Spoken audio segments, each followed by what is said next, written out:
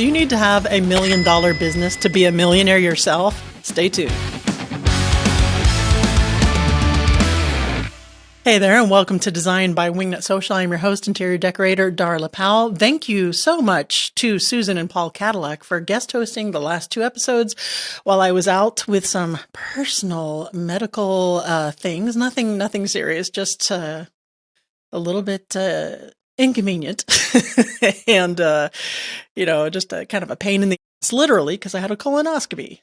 Plus had some work on my teeth that didn't quite go as well as I thought it would. But so thank you guys so much for pitching in. You guys are amazing, right? Not only a great podcast guest, but great podcast hosts. So we got lucky there. Thank you so much to Susan and Paul Cadillac again, and to my team for covering for me for those couple of weeks. Really appreciate it. Today's guest, Tara Newman of the Bold Leadership Revolution, has a lot of paradigm ahas. If you're a business owner, small business owner, you might be surprised by some of the thoughts she has here, and it's definitely going to help you impact your bottom line, I should say.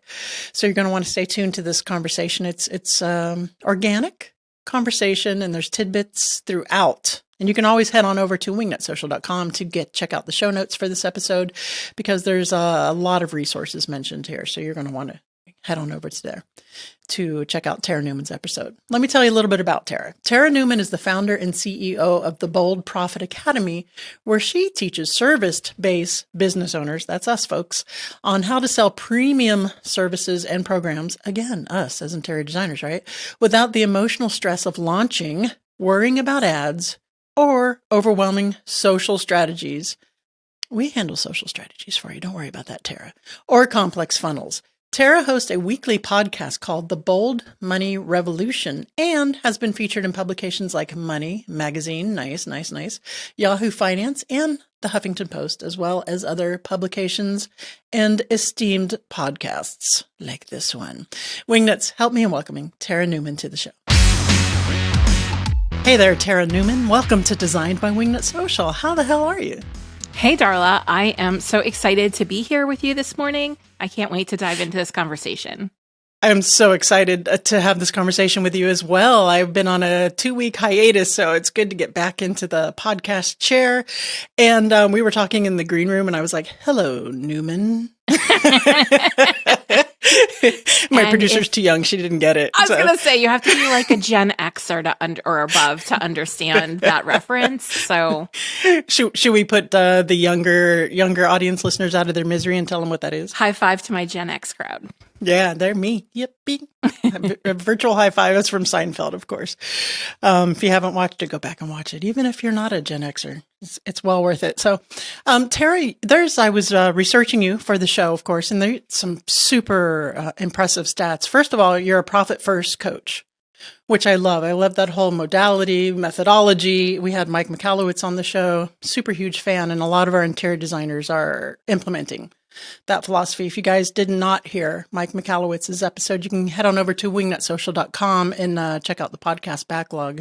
He's how good is he? He's so brilliant.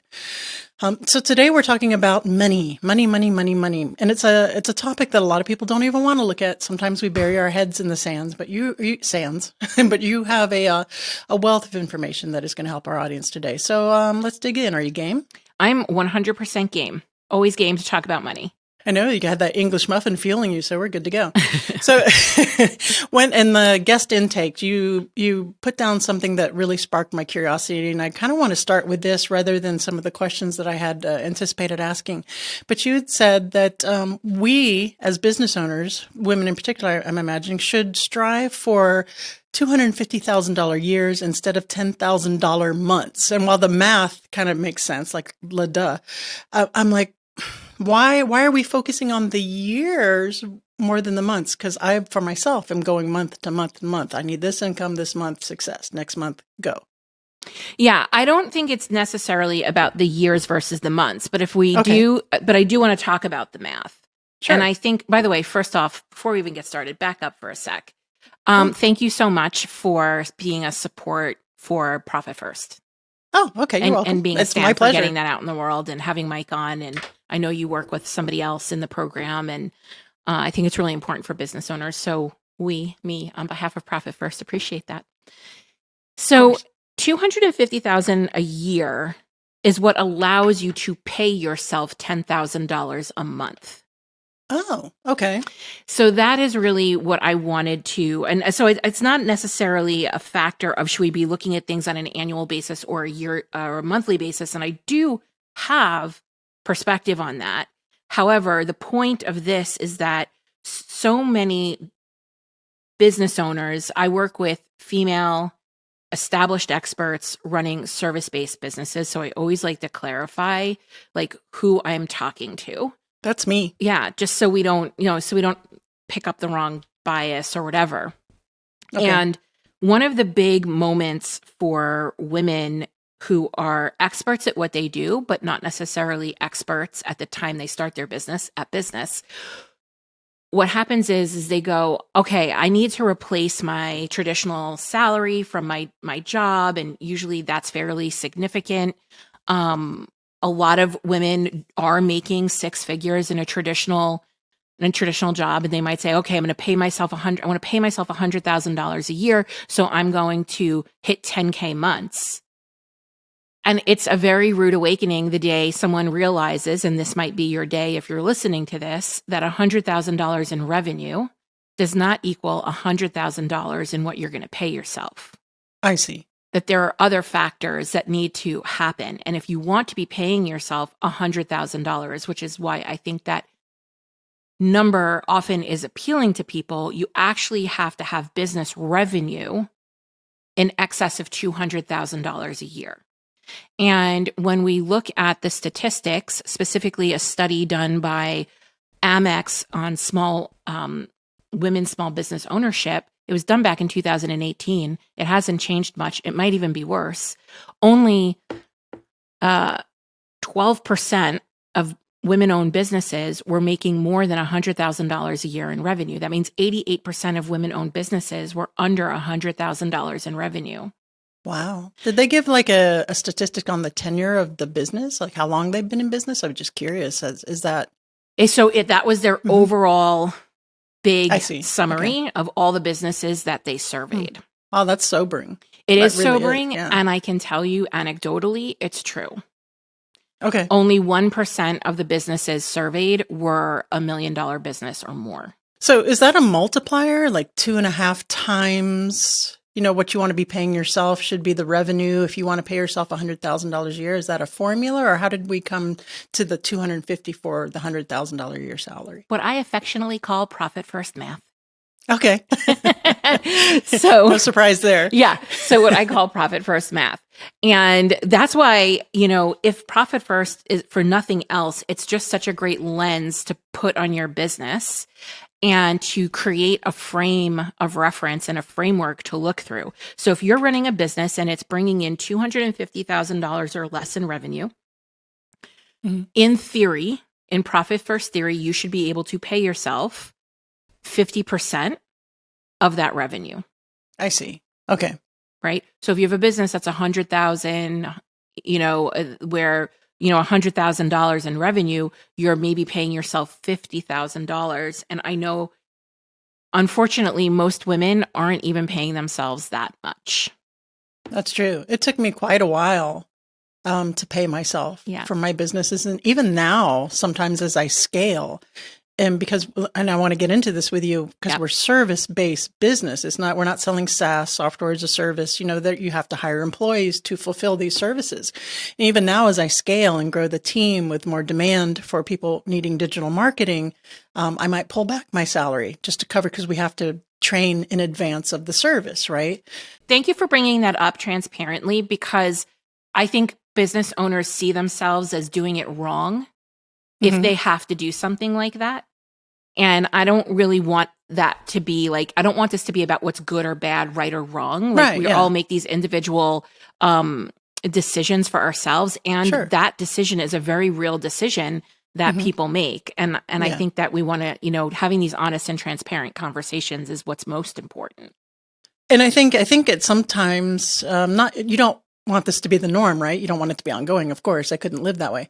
But I think sometimes it can be necessary, right? Especially as you're expanding and you're growing. There might be like some acute points of time to where you do make that sacrifice, and maybe not.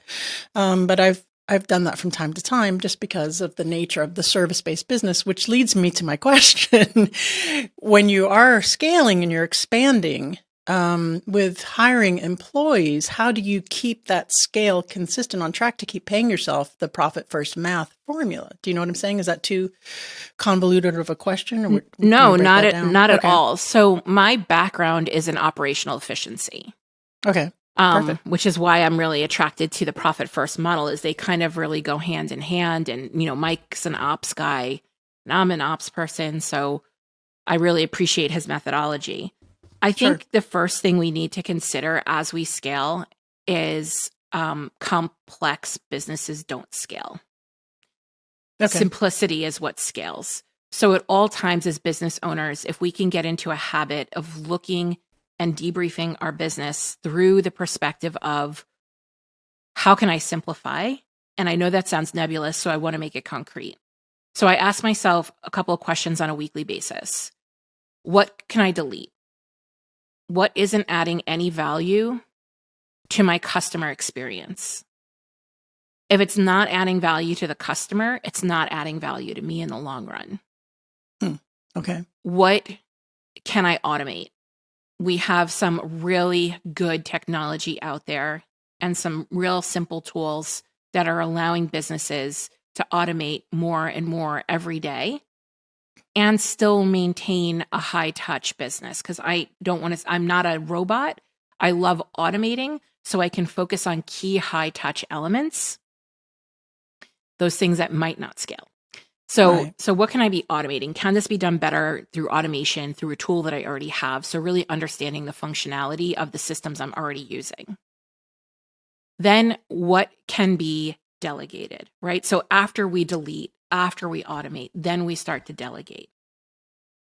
And why that's so important is we don't want to be paying somebody to be doing something that could be deleted or automated. Good point. Yeah. And I find that a lot of people don't understand their operation well enough, and they just start to hire because they feel overwhelmed instead of stopping and checking in on, okay, how can we first reduce the overwhelm? Not necessarily through adding a person. Is there better boundaries that we can be creating in the business? Is there some clarity that we can have around our process? Right. So there's all those kind of practical things before we scale. Otherwise, it gets too complicated to manage and it becomes too costly to manage. And then the second thing around scaling, and the whole concept of scaling is to be able to add revenue with not adding equal amounts of expense. Right, exactly. And that is very difficult to do when you need human-based life forms, especially, carbon-based life forms. In interior design business, you have to, if you want to scale, I can see automating emails and automating some parts of that. But when it comes to actual designing space, you need those artisans. You need those people who know how to design. You need junior designers and real living, breathing carbon-based life forms. So I think where I'm struggling to picture thing is automating and simplifying a very complex business model, which is the interior design industry, and also on a personal level, the digital marketing agency. It's kind of, I can see deleting some stuff for sure in both industries and automating some of the stuff. But when it comes down to hiring and scaling for payroll, help me understand that, because I'm struggling a bit there. Sure. So I think the other part of this is really understanding what your customers value, why they buy. What's that buyer psychology? What are they really looking for? Because I do sometimes think we tend to be in love with our delivery and what we offer, and we need to look at it through the lens of our buyer and what is it that they really want, right? And if we can streamline the components around the human components, we have more dollars and more budget for the human components. That's kind of how I would look at it. Secondly, around the math of it, in Profit First, we have a saying, I think Mike mentioned it probably on your podcast as well, when in doubt, open an account. I think he did, actually. Yeah, when in doubt, open an account, right? And so for me, with anything to do with money, time horizon is your best friend. So if you can give it, we can do anything as long as we have a timeline. So if you're like, I need to hire someone tomorrow, that's going to definitely put a burden on the system, and we're going to have to get creative with how that's going to happen. But if you're, looking and reviewing your strategy on a regular basis, if you're having kind of what I call weekly CEO debriefs, and you're picking up on these things ahead of time, it can be very easy to plan for it by opening an account and putting that money aside over a period of time to give you the time to actually plan to bring the hire on. And then you have a budget of dollars there when you have them come on, and you know that you've been able to I can afford X amount a month because I've been putting it away already in this separate account. So how much of what you're charging for your services, right, and making sure that you're making that profit margin goes into this, and how can we deconstruct that and to make sure that we're charging enough to maybe $250,000 a year isn't enough to pay yourself $100,000 a year with your business model, or is that a hard ratio? I'm still trying to wake up here. Does that make sense? It does make sense. It does make sense. And so what I've actually done is I've created a revenue goal calculator. And what that allows you to do, so what I want everybody to, and you talked about something really important, which I'm going to touch on in a minute. Good. But I created this revenue goal calculator because what's happening is that pretty much anybody doing business these days opens an app and they turn to social media for business education. And they see people who are talking about 8-figure businesses, 7-figure businesses, 7-figure months, 10K months, right? Like there's all these numbers being thrown around like on a whole. But what is your number? We all have our own magic number that we need to hit based on our personal financial goals, on our personal financial situation. You might be a single individual. I'm someone who has a financial partner. Like that looks very different for everyone. You might be retired and have a pension coming in. You might not have that. There's so many different variables for each of us. So I created a revenue goal calculator that allows you to reverse engineer your particular needs. That's what I was trying to think of. Reverse engineer. Thank you. Yeah. I'm on it. I got your back, Darla. I appreciate it. There's not enough green tea right now to wake me up here. Got ya. So what it does is and not many people understand how interconnected our personal finances and our business finances are. And it's really a balancing act. Because if you're living above your means personally, you're going to need your business to do a lot more heavy lifting for you that it may or may not be able to do at the stage of business you're in. And if you're not paying yourself enough from your business, it's going to throw your personal finances into disarray because you're not going to be able to make ends meet, right? And that's just the reality of business ownership. I always say, we have to understand that we're first a commission salesperson, right? Yeah, that's true. Yeah. So this revenue goal calculator, you put in your personal financial needs, and then it will calculate for you what revenue goal you need to hit to make that money to pay yourself. And it's going to break it down, and it's going to say, okay, if you need to make this amount of money, this is how much revenue you're going to need to bring in. This is how much money you're going to have for expenses. This is how much money you're going to have for your taxes. And this is how much money you're going to have for profit. And it kind of gives you a framework, right? It's not perfect, but it's a frame.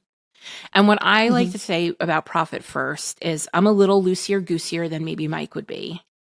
Profit First is a framework for making decisions, in my opinion. You can always decide to change those numbers and make them what they need to be for you. So if you are someone who your lifestyle is costing you $100,000 a year and you have a partner, you have some other means of income coming in, and you only need to pay yourself $50,000 a year, Right. you can intentionally, with the knowledge, make a choice to rework your profit first numbers for a period of time. There you go. Yeah. Right. But what's happening is that people are making these decisions in absence of the data. I see. So where does one go to get a hold of your revenue goal calculator? Because that sounds, I can just see everybody in the audience rushing over to that right now. Absolutely. It is at theboldleadershiprevolution.com/revenue. I will add that for your folks, and you can correct me if I'm wrong, there could be a little added caveat to that, in the sense if they have designers who are designing for them as contractors on their team, we would be looking at their revenue slightly differently, because that's the difference between total revenue and real revenue. So for businesses that have a lot of subcontractors, construction businesses, even real estate agents where they have real estate brokers where they have agents coming in, you would have all the money coming into your business, and then you would subtract from your total revenue the contractor pay. And then you would get your real revenue, and then you would calculate those numbers after that. But this is a really good guide, and I do offer a free 15-minute session. Yay. There's nothing for sale. It's just like, let me help you with your numbers, because we're going to touch on Darla's point that she made before that I want to circle back to. So this call is really to look at the bottleneck. Why aren't you maybe able to pay yourself what you need to pay yourself? Like, how do we get you to that revenue? What's that bottleneck for you getting to that revenue amount? And it is usually price. Yeah.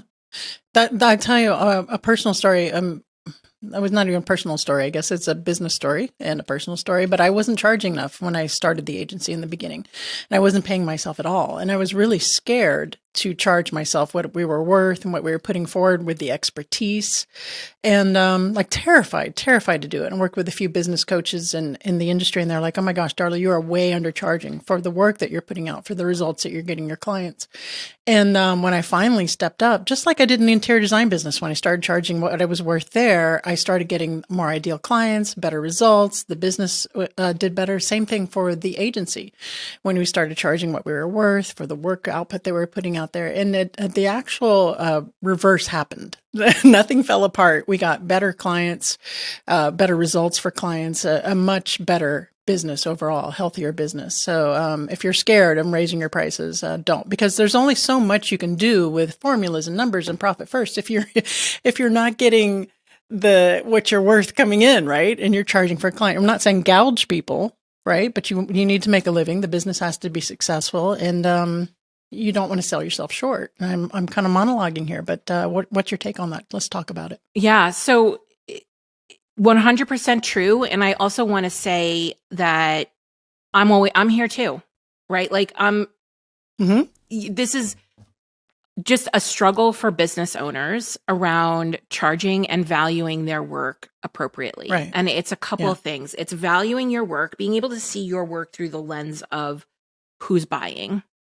It's being able to consider all the aspects that go into that work and the result that gets delivered, and how you've improved your client's existence, life, business, home, whatever.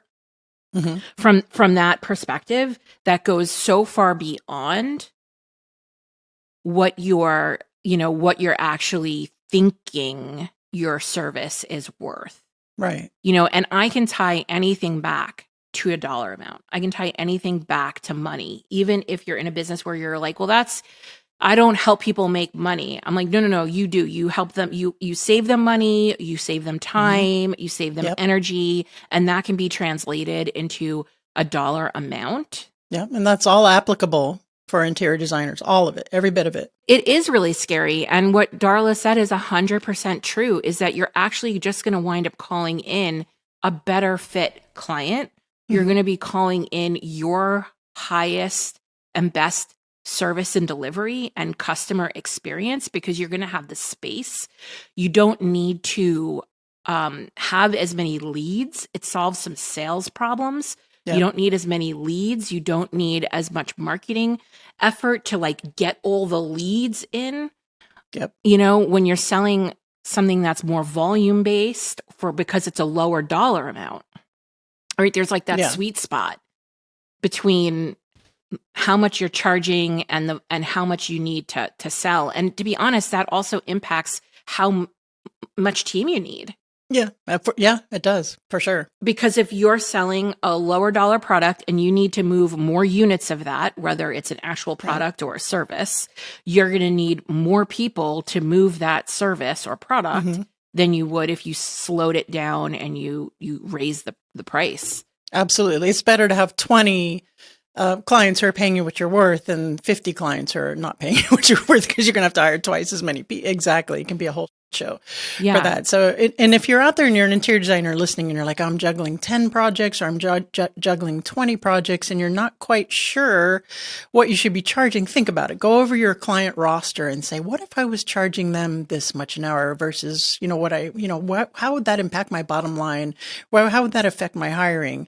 And, it doesn't even have to be a huge increase. It could be 5-10%, increase across the line. You're not going to push those same clients away. And it's just, you could be leaving a lot of money on the table. So can I piggyback on that, Darla? Absolutely. Please. Mm-hmm. So what I want everybody to do, so something that like Darla and I are talking about, like it's hard, it's scary.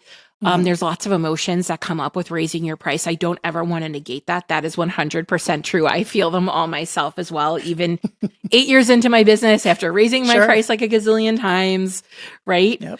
But what I want to do is I like to do what I say, math over mindset. And mindset's 100% important. But if we do math, does it change your mindset? So here's what I want you to do. Suspend the fear for a hot second. Suspend the I can't do this. Nobody's going to buy. Who's going to buy? Whatever you got coming up for you. And do what Darla said. Take your pricing and just bump it by 10%. Then bump it by 20%. Then bump it by 30%. And look at that number. So let's just say you're charging $2,000. Sure. And you bump it by 10%. That's $200. Usually what happens is people go, why am I sweating over $200? Yep. Right. And so that's why I say, like, let's do a little math over mindset sometimes and see if that kind of regulates the nervous system so you can step into that price increase. And then I always say, where we start is not where we finish. So bump it by 10%, sell a couple of packages, bump it again. Mm-hmm. And I think you'd be surprised. You'd be surprised at, maybe you might even have clients now that are like, oh my gosh, I can't believe they're so affordable. Maybe they've talked to other interior designers and, they're more expensive. And I think you might be surprised by doing that. There's something I call pricing purgatory. And that is when you are too cheap for the people who are never going to buy.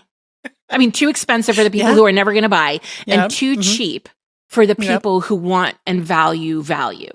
Right? Yeah. And then you put yourself in pricing purgatory, and it's a special kind of hell where business owners go to die and burn out and get used up and be angry at everybody and not be able to pay themselves, and they're over delivering and they're undercharging. So let's stay out of pricing purgatory as best that we can. Right. So that's the one that's kind of goes along with the mindset of being all things to all people too. In that purgatory, you're trying to like hit all the bases and hit that sweet spot of being all things to all people. And what you end up doing is you end up turning most of people away. Mm-hmm. It's the same thing as niching, in your interior design business. If you want to niche into a specific type of aesthetic or a certain price point, if you're trying to price all things to all people, you're going to end up being in that purgatory for sure. If you've been listening to the show for a while, then you are probably aware that Wingnut Social is a digital marketing agency for the interior design industry. We do full service social media marketing, search engine optimization, and all of that good stuff. And we do a damn good job, if I do say so myself. But don't just take my word for it. Listen to Ann Gilliard of Grow Playrooms. I would so highly recommend Wingnut, and here are several reasons why, and not to mention just the followers that we gained, which, by the way, was like 3,000 to 37,000 in a matter of months. But they are responsive to every tiny little question that I have. They are so knowledgeable about everything that I might need knowledge about. And they've also taken away the fact that I need to know anything about it, which is probably the best part. And, you know, they have taken over different aspects of Instagram for us, from commenting to doing the DMs, and it's just decreased the amount of time that I've needed to be involved, and I know that it's in really good hands. They also got our voice super fast. So all in all, like, just treats to work with, and I would do it 1,000 times over. Thank you so much, Anne. We have loved working with you and Grow Playrooms, and everything that you're doing over there has been amazing, and we appreciate you so much. So if you're interested in finding out more about our services here at Wingnut Social, give us a call at 786-206-4331 or hit that website up, wingnutsocial.com, and click that little Let's Chat button, and let's see how we can work together to take your business from meh to amazing. And Tara, there was another thing that you put on your intake that really intrigued me. And you said that you asked the question, do you need to have $1 million business in order to be a millionaire? Talk to us about that. Mm-hmm. So this comes down to how you use the money that you're making in your business. Okay. And so we see a ton of messaging around $1 million businesses. And like, listen, if you want $1 million business, totally have at it. I'm not sitting in judgment. My husband owns a business, and, you know, he's in like that 3 million to 5 million category. I work with clients who have $60 million businesses. Sweet. I'm all for, like, let's have the big number.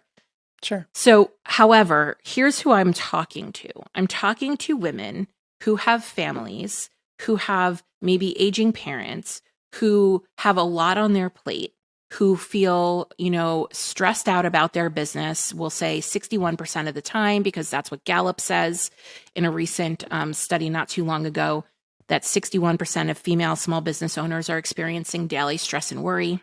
Yeah. Maybe I'm one of them. Yeah. And like, you know, Darla started this conversation saying, like, she left being a detective sergeant because she was tired. She took early retirement. She was done. Dunzo. She was like cooked, right? Yeah. And so that's true for most women who start businesses. They're starting businesses out of necessity, and we don't talk about that. And so what I want to say is that one of the aspects and the boons of starting a business is this concept of financial security and stability. And women want to be generating and creating wealth for themselves and for others as well. And you can do that without having $1 million business. What you need is not revenue. You need profit. Mm-hmm. And you need cash flow. And you need to be able to pay yourself. So you can take the profit not reinvest it back in your business, but think like a shareholder and invest it into other cash generating assets. So maybe you want to take that profit out of your business and use it to invest in real estate, invest in dividends, invest in index funds, invest in some other way of earning income that continues to compound over time. That is what's going to make you a millionaire, not necessarily $1 million business. $1 million business, anywhere between like $1 to $5 million, is actually a very challenging revenue arena to play in. Yeah. It's really, that growth can get costly at times, and which is why I also love that $250,000 number for women, not because I'm trying to get people to play small. I've definitely been challenged on this. People are like, Tara, do you have a limiting mindset? I'm like, no, I have math. I have math. Thanks. Not a limiting mindset. But like $250,000 isn't too much to manage. Mm-hmm. You don't need a ton of team. Right. You can pay yourself 6 figures, and you can take that and you can put into your retirement, and you can save some money for other investments. You can use your profit towards other investments as well. And so if you're a woman who is got just lifing all around her, lifing. right? Like, Yeah. there's actually a real sweet spot. And I don't mean to be anti-growth. I'm absolutely not. But I'm like intentional growth, like questioning growth. Like, why do we want this for ourselves and for our businesses, right? Because I think sometimes it's easy to lose sight of that. It's easy to compare ourselves to other people. It's easy to start setting someone else's goal that's not our own. And it's also not forever. So what I really love about having that $250,000 kind of like frame and benchmark is that's usually the size business that will provide you with enough. And once you have enough, and you know that you're able to pay yourself, and you know you're able to meet your personal financial commitments, and you're able to build in some consistency in your business, that's when we can start looking at more than enough. But it's hard what I see people doing is shooting for this more than enough without having enough. Yeah, I know that there are people out there who need to hear that. There's this big, if I'm an interior designer and I'm only doing 250, or if I'm only doing 500,000, I'm less than. But it could be that you are making more than those designers who are out there saying, "Oh, I just broke $1 million this year, just by doing it smartly." I really do appreciate your take on that. It's super healthy. Yeah, and what I want, for your interior designers to say to themselves, like, okay, so what's the easiest way I can get to $250,000? What's the least amount of projects? And that's a pretty low barrier to entry in the interior design space, because interior design is a luxury, and it usually tends to be kind of pricey, especially if you're not in pricing purgatory. Right. Right. You can easily have jobs $50,000, $100,000. Yeah. Yeah, for sure. Absolutely. 100%. Tara, is there anything that I've forgotten to ask you? I know we just kind of went off into a conversation. I could talk about this forever. You've been an amazing guest so far. But is there anything that I forgot to ask you that you think the audience needs to hear before we get into the fire round? No, I think we did a great job covering things. I think we did too. And I think we landed the plane. I don't think we got too off track and on tangent. I don't even think we lost a wheel. I think it was a very interesting conversation, even though I was half asleep. Sorry about that. Yesterday was Halloween as we're recording this, and I may have had a little bit of a late night. All right. So now I have to ask you, Tara Newman, are you ready for the What Up Wingnut round? Mm-hmm. Mm-hmm. What would the hashtag on your tombstone be? Hashtag hello, Newman. Well, we brought that full circle. You're stuck on a deserted island. You can have your one favorite food forever. What's it gonna be? This was really hard, but dried mangoes. Well, there goes the scurvy part of that. You're not going to get scurvy with dried mangoes. But like the sugary ones, not the unsweetened. They're delicious. Like the sweetened ones, right? They are I'm delicious. just going to go to hell while I'm there. Last but not least, please recommend a book that has impacted you either personally or professionally. Okay, aside from Profit First. Yeah. Bittersweet by Susan Cain is just knocking my socks off. It's an arresting read. It's all about emotional resiliency, and just it goes deep into our obsession with toxic positivity. She doesn't call it that. She calls it the tyranny of positivity. Mm-hmm. And, this frame of like unrelenting happiness that we tend to like hard tilt into without really experiencing the range of human emotion. So I am hooked at the moment. Okay. And that was Bittersweet by Susan Cain. I'll have to add that to my Audible queue. Tara, please tell the listeners where they can go to find out more about you, and we'll call it a day. Sure. There are 2 places. So if you want the revenue goal calculator, you can go to theboldleadershiprevolution.com/revenue. And if you're looking for another podcast to binge on, I am the Bold Money Revolution podcast. All right, cool. I'm going to definitely go and check that out. You guys can head on over to wingnutsocial.com/podcast. Check out this episode with Tara Newman and get all these links. It'll be the calculator, the podcast, everything you can find about Tara there. Tara, thank you so much for joining us. This has been an amazing conversation. Thanks for having me, Darla. All right, what did I tell you? A wealth of knowledge there from Tara Newman. A lot of really eye-opening financial information that you might not have intuitively thought of, right? I'm sure that you're out there listening like, man, why do I want this to be $1 million, $2 million interior design firm? Maybe I'm at the point in my life where I just want to pay myself, be comfortable, and not have all that stress. Certainly there's that hump that once you get over it, right, which we discussed, that it pays off in spades when you're scaling. But maybe we want to dig in and see why why we want to scale to that point. And if it's legit, then go for it. If you're super comfortable where you are, then don't worry about it so much. I'm definitely going to download the revenue goal calculator or go over and check that out. Again, wingnutsocial.com. Check out the show notes for that link. It was at theboldleadership.com/revenue. If you just happen to be on the fly and can remember that, and just get a little framework there for the profit calculator there and paying yourself. So that is it for this week. Thank you, Tara, again, for that conversation and for the additional conversation we had after the show. I appreciate that. If you need help with marketing your interior design firm, your architect firm, then head on over to wingnutsocial.com. We specialize in all things digital marketing for the interior design genre, realm, what have you. You can chat with Shasta Ballard. She's our amazing sales manager, and see how we can partner up to take your business from meh to amazing. Take it to that next level, because digital marketing is not going away. Social media is not going away. Your ideal clients are looking for you. So get found by them.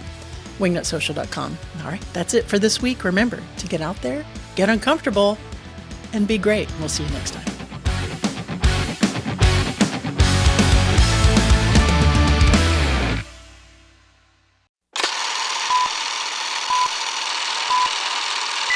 Yeah, to be and that's all factored applicable for interior designers. 100%. Every bit of it. Yeah. Applicable.